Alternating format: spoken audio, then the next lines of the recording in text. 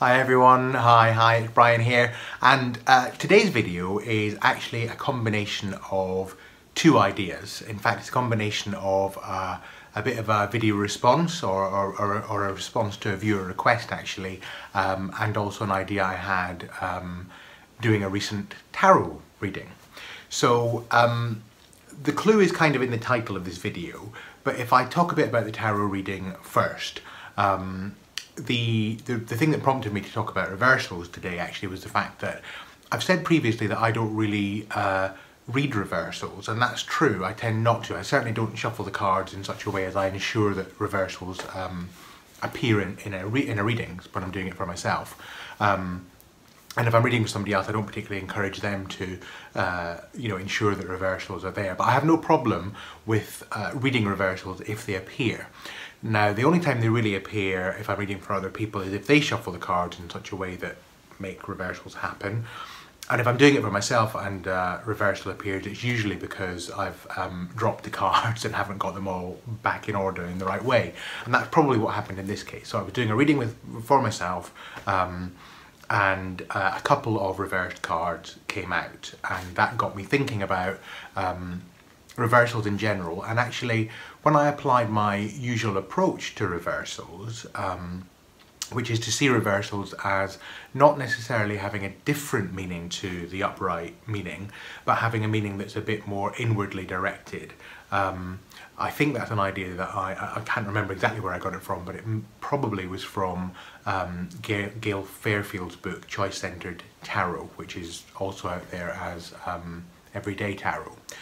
And I think that's probably where the idea came from originally, although I have heard it from other tarot readers as well, and certainly it's the approach I've always taken to reversals. So what I found in this particular reading was that approach worked really, really well, and I found that the fact that the cards had turned up reversed in the positions that were in, that they were in, turned out to be particularly illuminating in the context of the reading in terms of what I was trying to work out from the process of doing this tarot reading.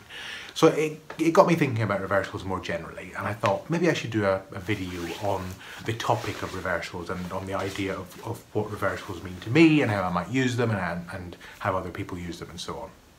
So that was the first idea. And then the second part of what this video is about actually has come about because of a number of requests actually from people who saw one of my more recent videos, the one that I think I called it Tarot in the Now, and it's the video in which I talk about the role of past, present and future in a tarot reading. And to cut a long story short, in that video I kind of come down on the side of the non-dual approach. In other words, there is no past, there is no future, there is only now, and that's how I approach a tarot reading. A tarot reading for me is not telling us about the past or the future, it's telling us about now. And of course in that, implicit in that, is that of course it is also telling us about the past and the future, because that's where they exist in the now. The past only exists in the now, either through a memory or through evidence presenting itself in the now about the past, and the future only exists in the now, in the sense that the future never comes. The future is always something unreal out there, because by the time it actually arrives, it is now. And all the important stuff about the future in terms of what we hope for and dream for and worry about and so on, where do we feel that? Where does it affect us? It affects us now. So, and now I'm going back into the whole topic of that video, so I'll stop and just refer you to that video if you're interested in learning more about this. But because I talked in that video about non-duality, I also talked about some of the non-dual teachers who've been the biggest influence on me. And I named a number of them: Tony Parsons, Ramana Maharshi, Nisargadatta, Richard Sylvester, Eckhart Tolle, Osho, there's various others, Course in Miracles, and I also mentioned the teacher who probably has been the biggest influence on me in terms of my understanding of non-dualism, and that's Byron Katie, who is well known for the process that she developed called the work. Now I was fortunate enough a few years ago to study with Byron Katie. I went to her 9-day school for the work, probably about 10 years ago now, 10 or 11 years ago. And it actually was one of the most profound experiences of my life, and up until that point I had actually been studying her work and reading her books, and had found that it was extremely profound. So a number of you asked me a bit more about Byron Katie and about the work, and I've directed some of you to some of her writing. But where these two ideas kind of collided in my mind is, and I'll talk about this in a second because I'm going to go through a little bit about what Byron Katie's work is all about. Part of her process in self-inquiry, she calls it, where we question our stressful thoughts, part of that process is about taking the thought, the original thought that is stressing us out, and turning it around. And you turn it around in a number of different ways, to its opposite, to its inner meaning, to the meaning about the other if the thought is about yourself, etc, etc. I'll explain all of that in a second. So it's a turnaround, and of course that made me think about tarot cards when they're reversed being turnarounds. And I thought, well, I wonder what that means. Could it be that we could apply reversed tarot cards in a similar way to the way that we apply the turnaround in Byron Katie's work? In other words, turning things around to the opposite, to the self, to the other, and to the self meaning to the kind of inner self, the inner meaning. So that's the two trains of thought that started off, and this video is partly about figuring out whether those two trains of thought are on completely separate tracks that just won't ever meet, or are on different tracks which actually don't quite complement each other and actually might collide, or is it possible that they're actually on the same track and it's a complementary thing? So I don't actually have the answer to that as I set out on this video, so part of the journey of this video will be to help me understand as much as anyone else, you know, where I'm going with that and whether there is actually anything in it. So on to a bit more about Byron Katie. I'm just going to take a sip of water. I first discovered Byron Katie, came across Byron Katie's work when I did a course at the Findhorn Foundation, I guess maybe about 12 years ago. And I had been aware of Byron Katie because I'd seen some of her books in bookshops, and I'd noticed her books, but I didn't really know much about her or what she was about or what the books were about. And on this course, the person who was leading the course talked a bit about Byron Katie and told a little bit about her story. The course was a course called Life Purpose, and it involved looking at various different techniques and methods and self-inquiry processes and so on, and the work of Byron Katie was one of them. And I was just instantly fascinated when the course leader talked about Byron Katie, because the way she described it was Byron Katie is this woman who was very, very depressed, and one day she had an experience where she and the way that the course leader put it was that she stopped identifying as an individual self and woke up as everything, which of course instantly made me go, what? And made me want to know more.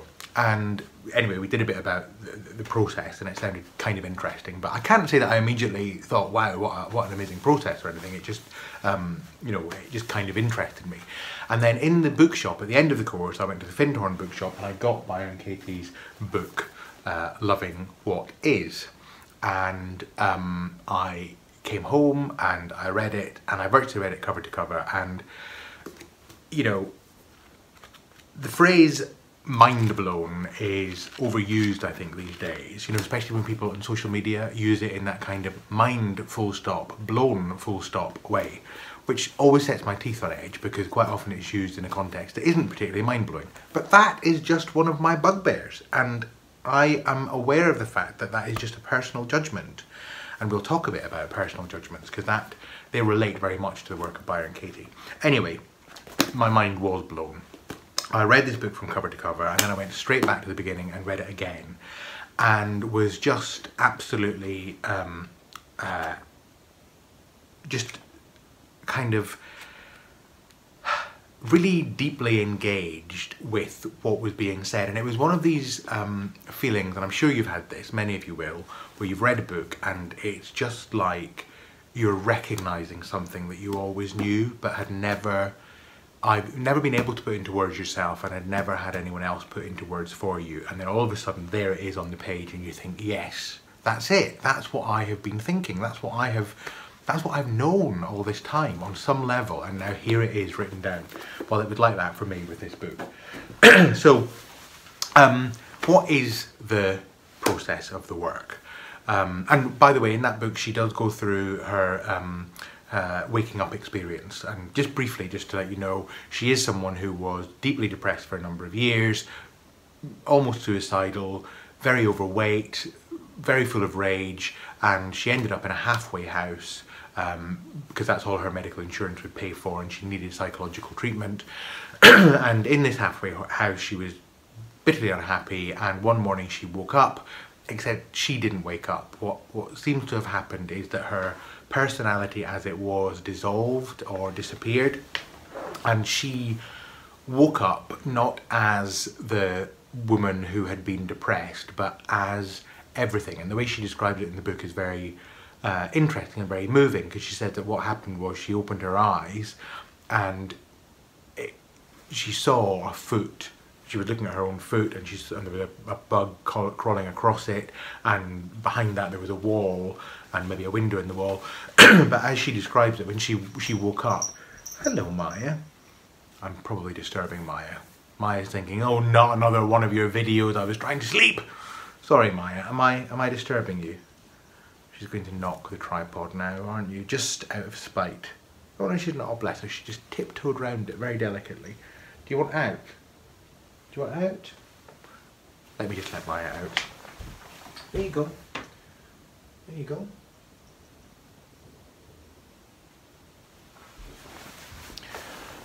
Of course, what she had to do there was, as I opened the door, she had to wait, as if to say, I might have wanted out, but I'm not sure that I do actually. Do I want out? No, I'm not sure. And then she went through it.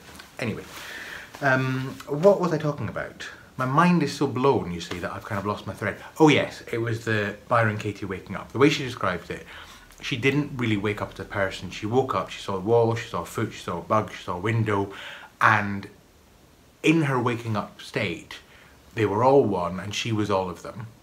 And she didn't know it was her foot, it was just, she didn't even know it was our foot. She just, everything she saw was just immediate. It's impossible to describe this in words, and I'm doing a very poor job of relating someone else's experience, because it's not my experience. You know, I look at my hand and it seems to be my hand. I look out there through the window and I can see the garden and I can differentiate things. What she was talking about was there was no differentiation, not in the sense that we're used to it. Anyway, it's well worth reading her experience because it's very interesting, very moving. And the story goes that she, after that experience, found that the thoughts that previously had troubled her, all the stressful thoughts that had previously troubled her of I should do this, I shouldn't do that, he loves me, he doesn't love me, he should love me more, she shouldn't have said that, I'm too fat, I'm too thin, I'm too old, I'm too young, all those kind of thoughts that can trouble all of us at some point in our lives, no longer troubled her because she saw that they just weren't true, none of them. That's her description of the experience. And of course that's an experience that was just something intrinsic in her at that point, and it wasn't one that she could make other people have, but people would come to her because they could see that she was apparently enlightened, she was apparently woken up and was no longer suffering. And not surprisingly, other people who were suffering saw that and wanted some of that, so they came to see her and they stayed with her, and she said, I haven't got anything to offer you other than to just let you know, see how I live. And through the process of that and speaking to people, she developed this tool, this process she calls the work. And it's a very simple process. It's 4 questions and then the turnaround that we talked about. And probably the best way to describe this to you is to read something to you, and I'm actually going to read you a section from my own book, How to Find Your Vital Vocation, which is my first book, which is a book about how to find your vital vocation. No, it's a book about how to find your dream job, your ideal work. And in the book I actually have a section on overcoming internal obstacles, so the internal obstacles that keep us stuck and stop us being able to move forward. And I included a section on the work of Byron Katie in the book, and I'm actually feel very honoured because I sent the draft of this part of the book to Stephen Mitchell, who is the guy who co-authored Loving What Is with Byron Katie and who subsequently became her husband. And I sent it to him and said, look, could you just check that what I'm writing here makes sense and is a true representation? And so he very kindly offered me some tips in terms of tweaking it. It's a very short section, and approved it, if you like. So I'm going to read it to you because it is a kind of officially approved summary of the process called the Work of Byron Katie. So I'll read it and then I'll extemporize a bit as we go through, because it's worth just illuminating it a bit more. So the work is a process of self-inquiry developed by a woman named Byron Katie. You can read more about her, she has a fascinating history, and the process on her website at www.thework.com. At that site you can also freely download all the materials you need to do the work, and I of course will link that down below. The work involves identifying the thoughts that are causing us stress and limitation, and writing them down and putting them up against 4 questions and what Katie calls a turnaround. The 4 questions are: number 1, is it true? Number 2, can you absolutely know that it's true? Number 3, what happens when you believe the thought? And number 4, who would you be without the thought? Then comes the invitation to turn the thought around to its opposite. Each thought often has several opposites, and to find at least 3 genuine examples of how the turned around thought could be as true or even truer than the original. It's as simple as that, yet the results can be profound. And here's a brief example of the work in practice. Before I read the example, my understanding of the process, and maybe even some of you hearing that will have picked this up, is that it's kind of based on the idea that there is something that exists before all thoughts and before all thoughts arise, whether those thoughts are true or untrue. And obviously in this kind of real phenomenal world, some thoughts are more stressful and less stressful, some thoughts are more accurate or less accurate, and so on. But the premise of this process, if you like, and this is me speaking now, this is not coming from Byron Katie, this is my interpretation of it. The premise of this process is that there is a kind of a ground of awareness that exists prior to all thoughts, and thoughts then arise out of that. And truth is subjective in the world of thoughts and depends on your opinion about different thoughts, because different people can hold the same thought and or can look at the same thought and judge it as being true or untrue. But beyond all thoughts there is a fundamental ground of awareness which is if you like, ultimate truth. And for me, what this process is about, and this is where the non-duality element comes in, is about peeking behind the curtain of thoughts to that ultimate truth, which is wordless and nameless and descriptionless and meaningless even in the way that we understand it to be. And by doing that, by peeking behind these thoughts, if they're stressful thoughts, we allow them, or allow ourselves to be less attached to them. And it's not that we detach from them, it's that we question them and then they begin to detach themselves, sometimes. That's my interpretation. So here is the example of the work in practice. And in the context of this book, of course, what I've picked is a thought that many people who are struggling to find their ideal work or their dream job have, which is, I'll never find my dream job. So that's the stressful thought. That's the thought that we're taking to inquiry. So back to the text. Question 1. Is it true? Yes. So that might be my response, yes. Katie emphasises that the best answer to question 1 is either yes or no, 1 syllable. A yes is as good as a no, And be careful not to leave the inquiry by feeling the need to justify your answer. In other words, you don't want to be saying, yes, because blah, blah, blah, blah, blah, blah, blah, or even no, but blah, blah, blah, blah, blah, or no, because blah, blah, blah, blah. Because the moment you do that, you are leaving the inquiry and you're going into justification. So you take the stressful thought, you put the first question, is it true against it? And you answer that very straightforwardly, very simply, and the answer will either be yes or no, and each of those two answers is equally okay. Now, if your answer is no, then you can go straight to question 3, because question 2 is really just another way of asking question 1 to just drill down a bit more. So if your answer is yes, you move on to question 2 and you ask question 2.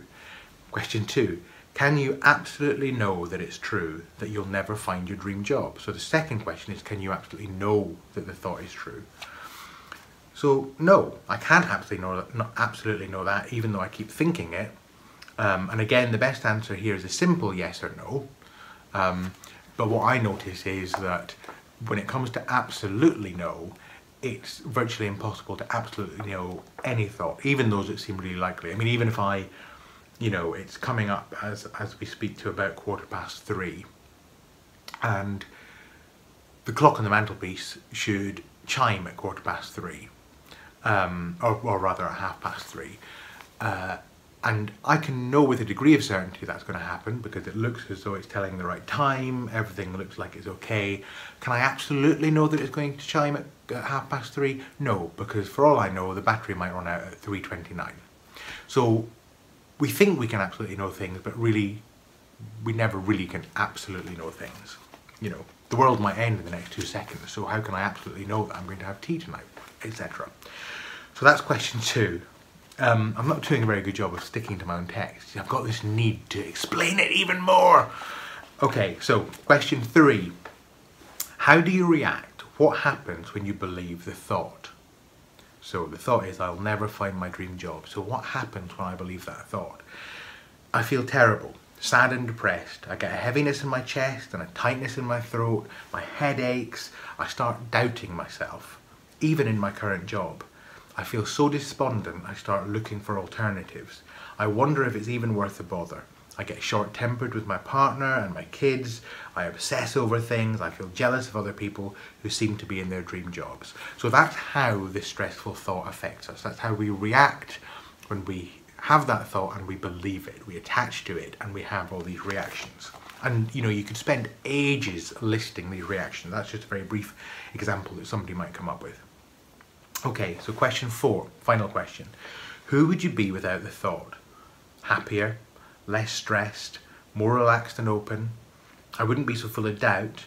I'd be willing to try new things and do things that might move me closer to my dream job.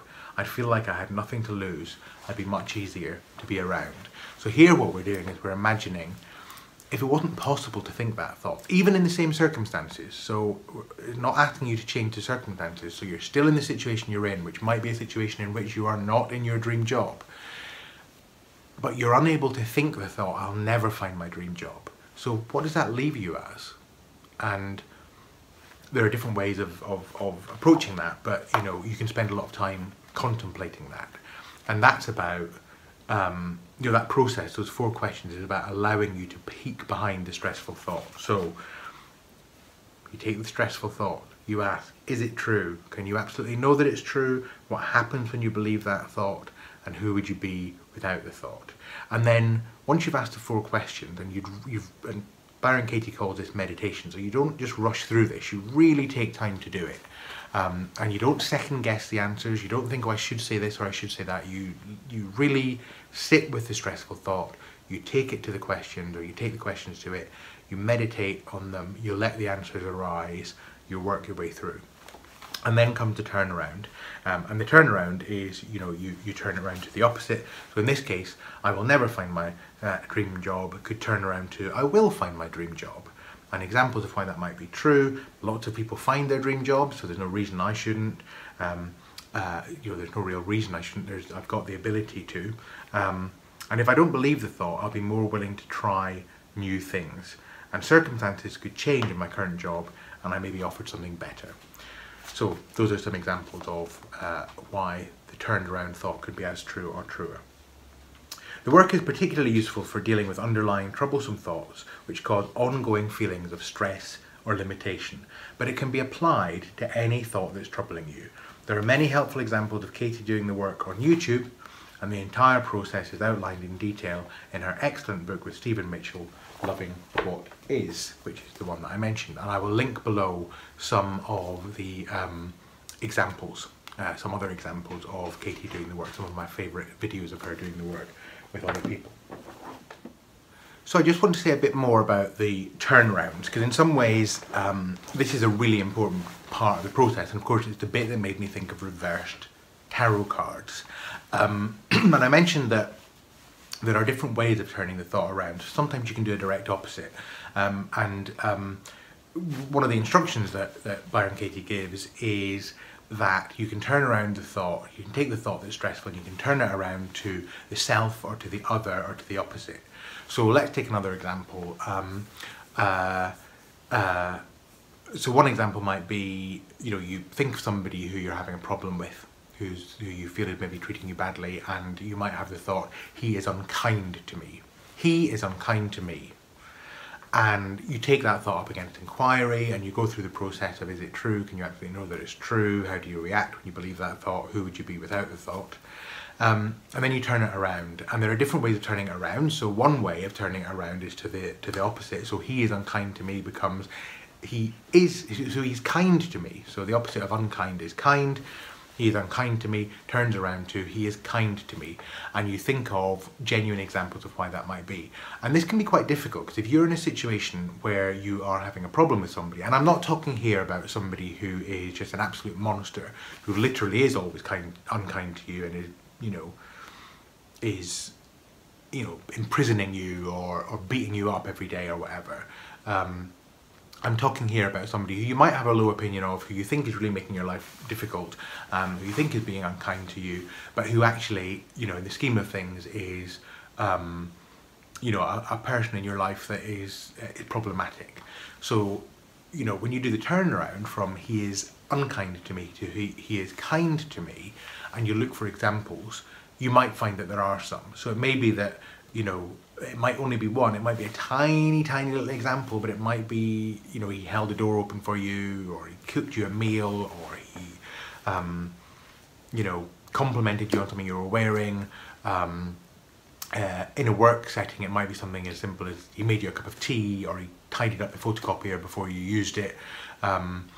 Or it might be that there's something in the past, so it might be somebody you're having a problem with now, but you might have lots of memories of the past when they were kind.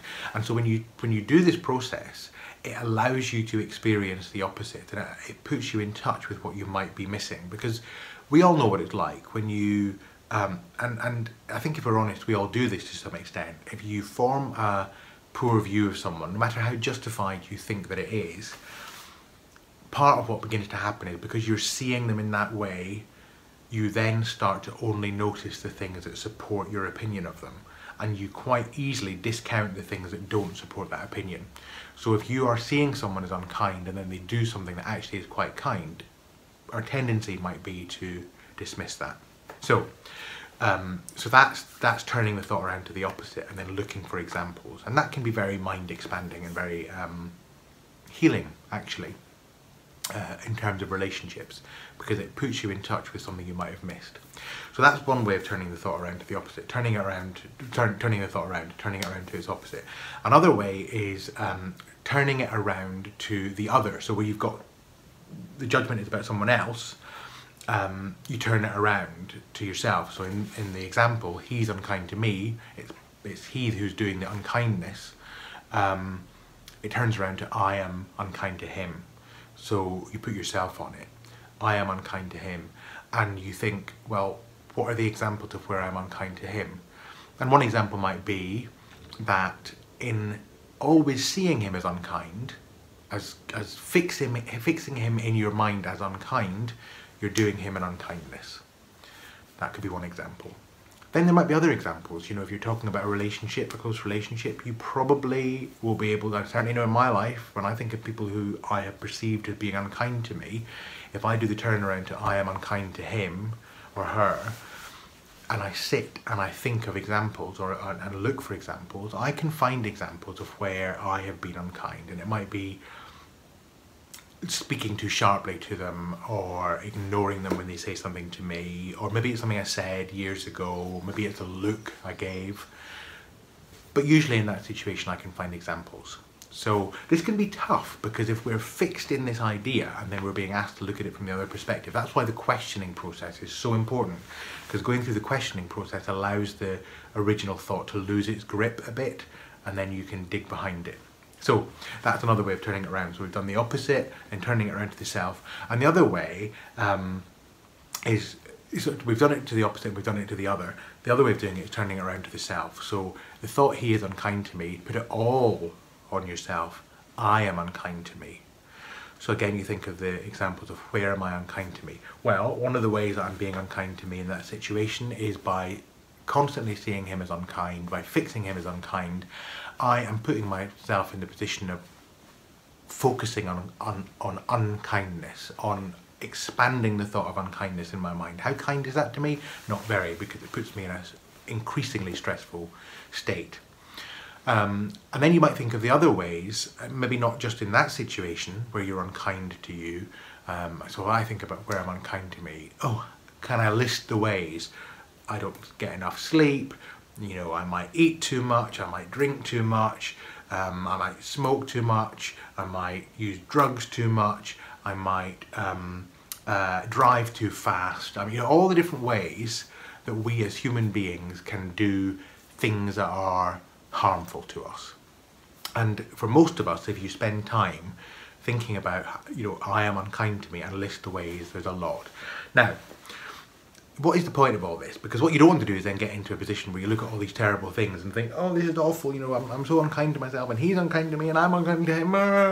That's not what the process is about. It's about self-realization, self-enlightenment, seeing the ways in which the thoughts that we have keep us stuck and stop us moving forward. And none of that stops us. Once they've come to light, we're in a position to make amends. So once we've sunk into the fact that I am unkind to this other person, one of the things that Byron Katie's work make quite a big thing of is, you know, where do we have control? We sometimes can't control how other people treat us, but we can control to some extent how we treat them. And if we're enlightened to the thoughts we're having about them, it makes that easier. So the book goes into all of this, and how you can, this book goes into how you can make amends. So, a couple of things I want to say before I close. The first is in relation to tarot. It has occurred to me that one of the things I might do when reversed cards come up in the future is still do this thing of looking at how does it make the meaning more internal, but it might also be a prompt to me to think, is there a thought, is there a stressful thought I'm dealing with?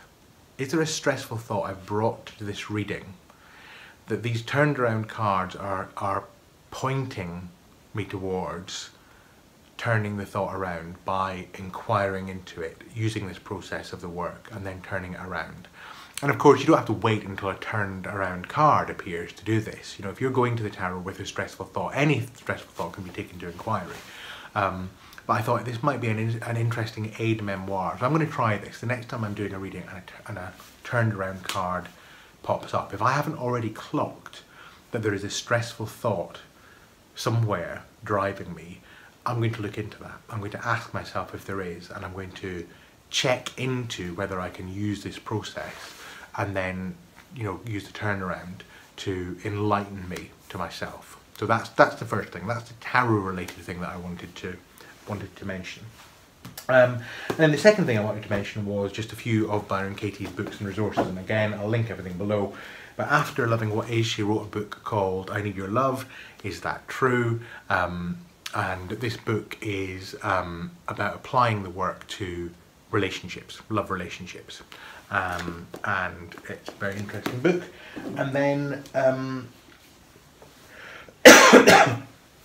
another book that's very interesting. Both of those books, by the way, include many transcripts of her. Excuse me, I'm going to cough. Well, that was a cough and a half. How do you turn around a cough? So, where was I? Yes, these two books include lots of transcripts of her doing the work with people, just like she does on YouTube. Lots of really illuminating examples. And then this book, Who Would You Be Without Your Story, is entirely examples of her doing the work with other people. Transcripts of dialogues with her and other people. That's very interesting. And then there are two books that I think are particularly interesting if you want to have an insight into the way that she sees the world and the way that she lives her life. And they are, the first one is called 1,000 Names for Joy, which came out about 10 years ago. This is actually a set of essays, a collection of essays, and in each chapter she takes a quote from the relevant chapter of the Tao Te Ching, and then what she does is she writes, you know, her perspective on that chapter. So chapter 16, immersed in the wonder of the Tao, you can deal with whatever life brings you, and when death comes, you are ready. And then she you know, has a little 2-page essay on what that means to her. Well worth reading, particularly if you're into Taoism. And then her most recent one, which came out last year, is A Mind at Home with Itself. Similar format to 1,000 Names for Joy, and this time what she's doing is writing essays in response to extracts from the Diamond Sutra, which is a Buddhist text. Again, you know, this is very interesting if you're into Buddhism, and probably is, of her mainstream books, is probably the most non-dual focus. So if you're into non-dualism and you want to check her out, this is a good one to look at. She actually did do a book, or a book was done several years before Loving What Is, which is no longer in circulation. It's no longer published, but it is available in PDF online, I think, somewhere. And that is called Losing the Moon. And it's actually a transcript of dialogues she had with non-dual seekers. It's very, very fascinating, but very unequivocally non-dualist. And part of the problem is that parts of it sound so radical and so out there that, you know, it could make some people angry. So there's a chapter in there, for example, where somebody asks the question about Hitler and the Nazis and all that kind of stuff, and she responds from a very kind of non-dual, nothing is real and everything is one kind of perspective, which is kind of not what you might want to hear when you're looking at a description of some terrible atrocity that somebody has done. But from a non-dual perspective, it's quite, it has a lot to it, and but it's quite challenging. So I wouldn't recommend that one as a starter. But if you're very interested in non-dualism, then it is worth seeking out. But the ones I've mentioned, I think, are worth seeking out. And also she did a few years ago this collection of little books where she spoke about different topics. So they're very thin little books with quotes from her workshops. One on self-realization, health, sickness and death, work and money, parents and children, and love, sex and relationships. And these have been republished as a single volume in paperback in a book called Change Your Mind, or Question Your Thinking, Change the World, or something like that. And that basically is the compendium of all of those. But I'm just going to read you some quotes from each of those, because hearing her speak, and obviously this isn't hearing her speak, I'm reading to you some of the things she said. We're just going to do a bit of bibliomancy, shall we? So I'll just kind of just randomly pick a passage, and I'm not going to try and explain it. I'm just going to read it to you, and if it means something to you, it means something. If it doesn't, it doesn't. But so this one is from the Self-Realization book. Okay. So this is Byron Katie speaking. People often ask me if I'm an enlightened being. I don't know anything about that. I am just someone who knows the difference between this hurts and this doesn't. I am someone who only wants what is. To meet as a friend each concept that arose turned out to be my freedom. That's where the work begins and ends, in me. The work says, love it all exactly as it is, and it shows you how. Wisdom is simply knowing the difference between what hurts and what doesn't hurt. There's immense freedom in that. It doesn't mean you have to do the right thing. It just allows you to stop fooling yourself and do what you do with some awareness. One way leads to suffering. The other way leads to peace. So So we'll also have one from Love, Sex and Relationships. Okay. Once you open to love, you lose your whole world. It's over. Love leaves nothing. It's totally greedy. Our pain is in denying it. A boundary is an act of selfishness. There is nothing you wouldn't give to anyone if you weren't afraid. And you can't do that ahead of your time. You don't have to give anything for now. Just investigate your thinking. Do the work.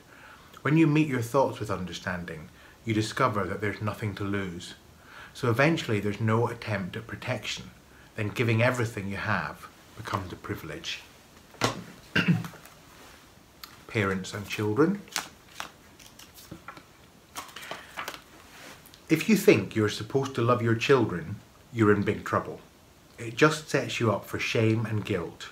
You're not supposed to love your children until you do. How do you react when you believe the thought that you're supposed to love them?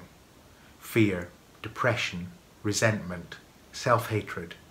Maybe you feel like a freak, like there's something terribly wrong with you, some essential ingredient missing. Who would you be without the belief that you're supposed to love your children right now?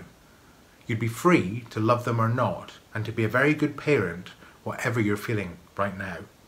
Then you can find your love. You can hear them now. You can be with them now. You don't have to do anything or be anything. Inquiry sets us free of trying to be anything we're not. Work and money.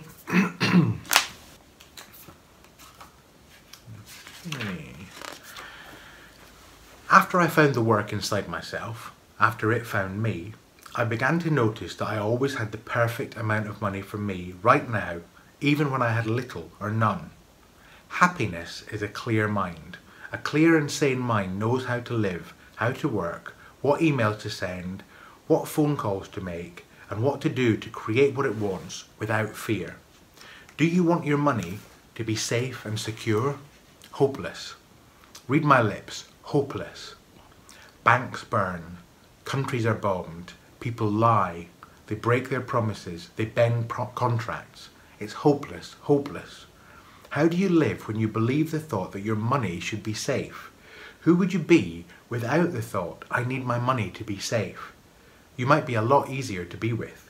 You might even begin to notice the laws of generosity, the laws of letting money go out fearlessly and come back fearlessly. You don't ever need more money than you have. When you understand this, you begin to realize that you already have all the security you wanted money to give you in the first place. It's a lot easier to make money from this position. The money comes because it's with the appropriate keeper. This concept, I want my money to be safe, puts you in the position of the miser. So it goes out miserly, it comes back miserly. And even if it comes back in the billions, it still doesn't feel that way because you've attached to the concept, I have to make it safe. So you're not the keeper of it, you're afflicted with it. It's keeping you. When you live the turnaround, I want my thinking to be safe. You don't need money. You have all the security you wanted money to give you in the first place. Money is like air, it's everywhere. There's nothing you can do not to have it. And if you don't have it, it's because you don't need it. So you can skip the money part and be free. You don't ever need more money than you have. When you understand this, you begin to realize that you already have all the security you wanted money to give you in the first place. It's a lot easier to make money from this position. And then finally, I'll read maybe a couple from this one, Health, Sickness and Death.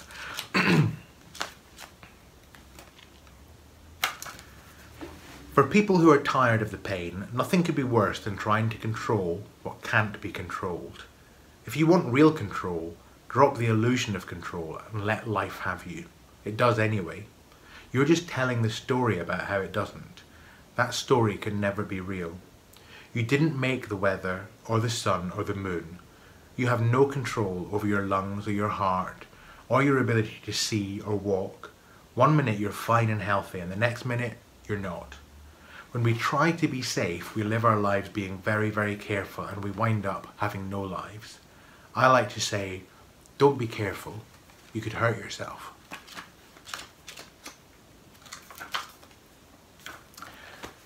You are the perfect health, whether you like it or not. You tell the story of how you're supposed to be stronger or healthier so that you don't have to know that your condition is perfect. My condition is perfect for what I need to do now, for where I need to be now. I'm without a future.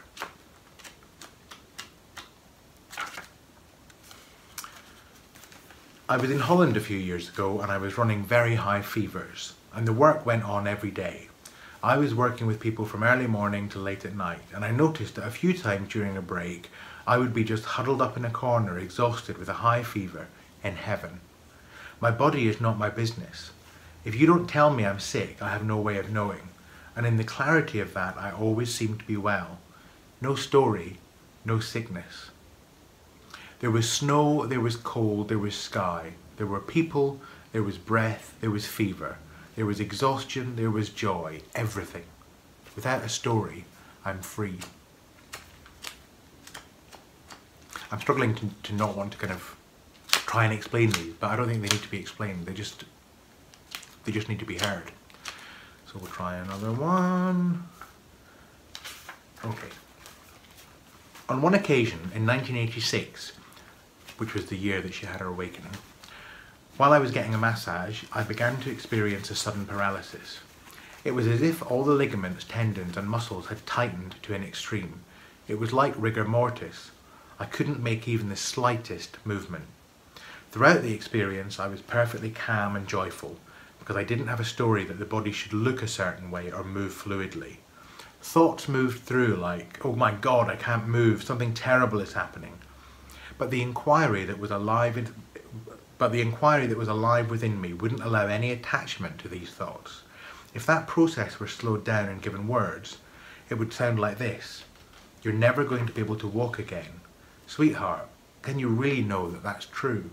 They're so fast, these 4 questions. Eventually they meet a thought at the instant of its arising. At one point, after about an hour, my body began to relax and go back to what people would call its normal state. My body can never be a problem if my thinking is healthy. And just a couple more. I'm doing more from this one because the topic of health, sickness and death is just, it's one of the biggies, isn't it? Oh, here's a good one. What is death? How can you die?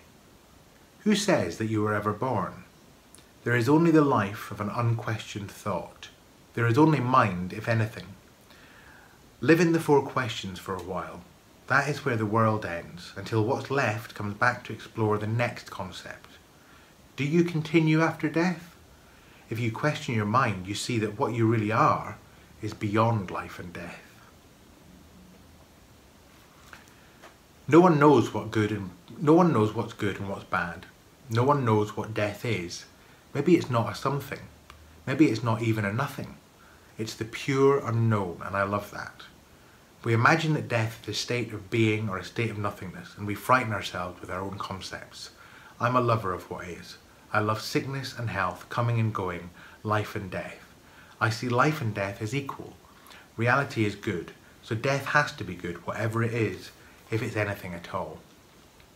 And then the final one, let's go for maybe the last one. Reality is the always stable, never disappointing base of experience. When I look at what really is, I can't find a me. As I have no identity, there's no one to die. Therefore, there's no one to resist death. Death is everything that has ever been dreamed, including the dream of myself. So at every moment I die of what has been, and am continually born as awareness in the moment. And I die of that, and am born of it again. The thought of death excites me. It's done. I was absolute perfection. I could not have lived a better life. And whatever I am is born in this moment as everything good that has ever lived. And the very last quote from the book is, nothing was ever born but a dream. Nothing ever dies but a dream. So, the work of Byron Katie. Tarot reversals. More non-duality. I hope you find that interesting. I hope I've been able in some way to communicate some of the depth of the teaching that lies behind Byron Katie's work. I'm not sure how good a job I've done of that. And I'd be very interested to hear from you about how you might apply this in your spiritual search, in your psycho-spiritual activities and contemplations, and in your tarot readings. So until next time, hope you're all well, and I'll see you all again very soon.